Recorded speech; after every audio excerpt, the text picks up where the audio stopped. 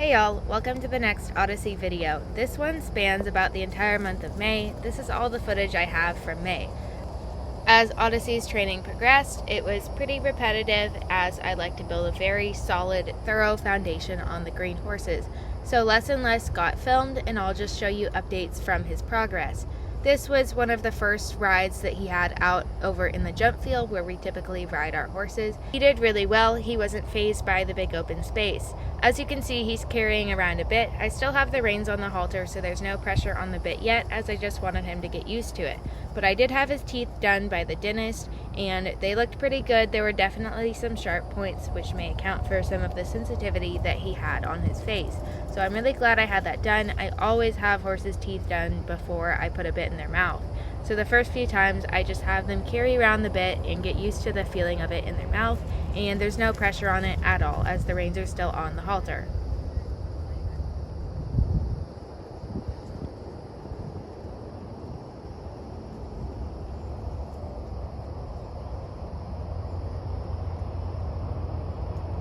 So at this stage, I'm just getting some more walk, trot, canter miles on him and building some positive experiences for him. This transition was really nice and his steering was very good in the canter. All the work that I did in the round pen and in the paddock was really paying off.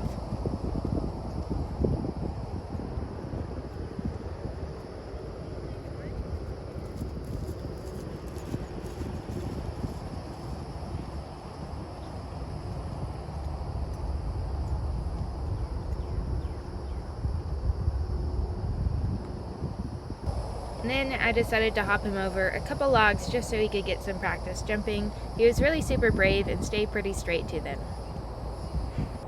A few rides later, I got some more footage of his progress. I wanted to see how he did as I was trying him in a different saddle, just trying to figure out what fit him the best and made him the most comfortable. This one fit his back shape really well, so I was hoping that he would like it.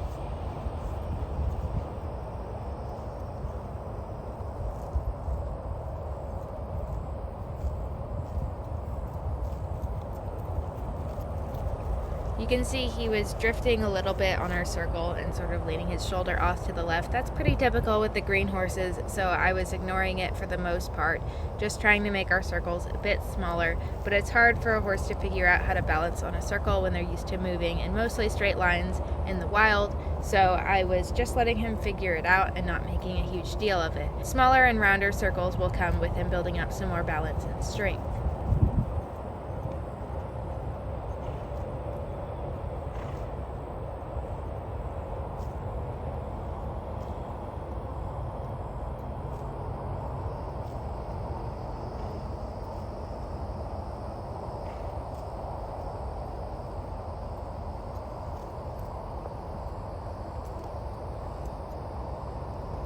Left seemed to be our stronger direction. It also helped that I stayed over here by the fence line where he might have felt a little bit more boundaries, keeping him inside the bounds of the circle.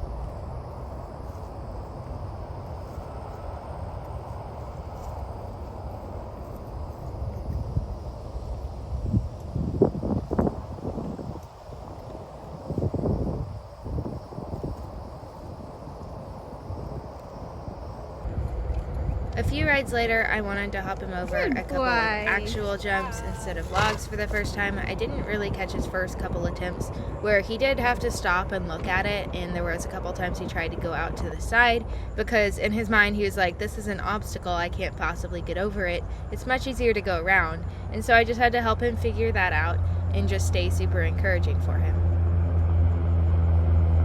But that's all pretty typical of a green horse learning how to jump, so I just wanted to stay super encouraging for him.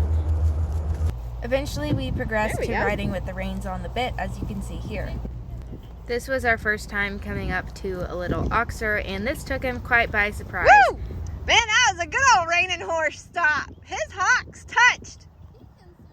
Keep doing it. That was the first time we actually had to stop coming up to a jump, and he did it again, as you can see. We ended up taking the jump down a little further, and I was able to canter him up to it. So he was really just a bit taken by surprise and a little scared, and then that was when he finally gained the confidence to jump it. That was a good pony. He's like, yeah, finally. Finally, I'm doing something. You're doing what I was made made for. Later on in the month of May, we decided to screw around and get our horses a little western broke, as you might call it, getting them used to lots of things happening on their back and all around them. And so Elisa, Megan, and I ended up taking our horses in the round pen and messing around riding with various things on the horses. Anyone who actually knows how to throw rope, please don't make too much fun of me. I had only recently learned from an actual team roper how to properly hold and swing the rope.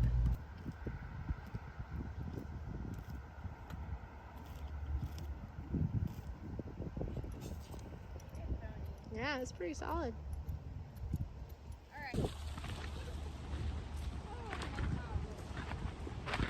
This is what it looks like when your horse is actually broke and super trusting of you, because we didn't have to do much prep work with any of these objects for our horses to not be scared. They've all seen these things before on the ground, but to be able to pick up and ride with them and wave them all around the horse is honestly really telling of how trusting these horses are.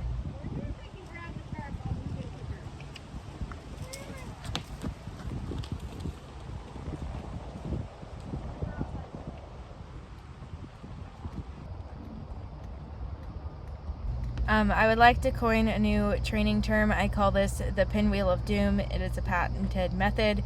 It involves us chasing each other around the round pen, waving objects off the backs of our Mustangs that had been under saddle for probably about 60 days at this point on average. I honestly don't think I need to voice any more of this over. I think y'all just need to enjoy the chaos and embrace the beauty of Mustang training.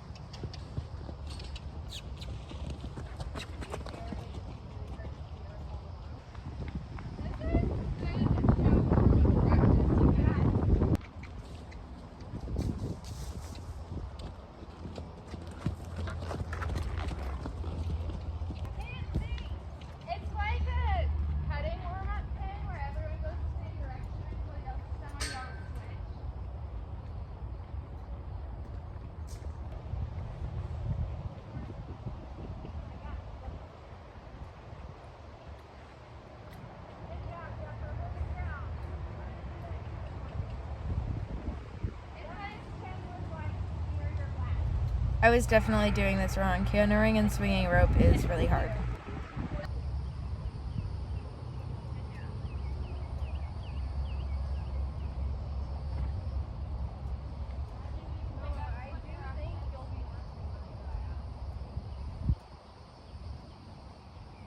I mean, this is with 60 days under saddle. These horses are 60 days under saddle with them.